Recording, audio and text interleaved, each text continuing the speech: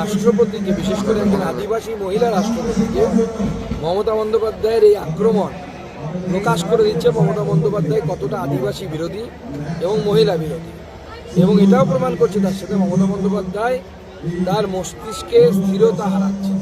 কোনো কারণে তার মনের ভেতরে বা তার মাথার ভেতরে সময়টা ভালো যাচ্ছে না, মাথাটা ঠিক নেই, ব্যালেন্স হারাচ্ছে বলছেন এবং আপনি ভয় আছে।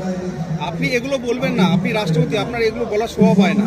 রাষ্ট্রপতি কি বলেছেন সেটা আমরা সবাই দেখেছি, আর মমতা বন্দ্যোপাধ্যায় কি বলেছেন দুটোকে পাশাপাশি দাঁড় করিয়ে রাখুন, তাহলেই বুঝতে পারবেন কে দায়ী।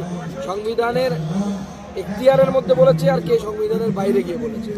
ভারতবর্ষের মতো রাষ্ট্র বলে হয়তো মমতা বন্দ্যোপাধ্যায় বেঁচে যাচ্ছে, অন্য দেশ হলে এতক্ষণ জেলের ভেতরে থাকে। কি ব্যাপার, রাষ্ট্রপতি শাসন লাগু করার পরিকল্পনা চলছে নাকি? রাজ্যপাল বদল হলো, কোনো গ্রুপিং হচ্ছে বলছেন মমতা? মানে রাষ্ট্রপতি শাসন জারি করার কোনো কি প্ল্যান চলছে? দেখুন, বলছি না, মমতা বন্দ্যোপাধ্যায় এখন অনেক আকাশ কুসুম কল্পনা করছে, কারণ ওনার মাথাটা ঠিক নেই।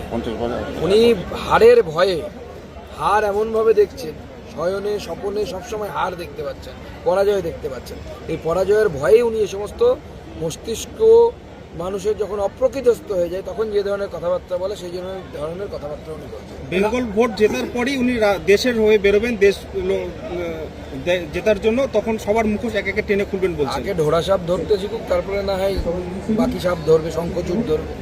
ঢোড়া সাপই মারতে পারেন না, ধরতে পারেন না।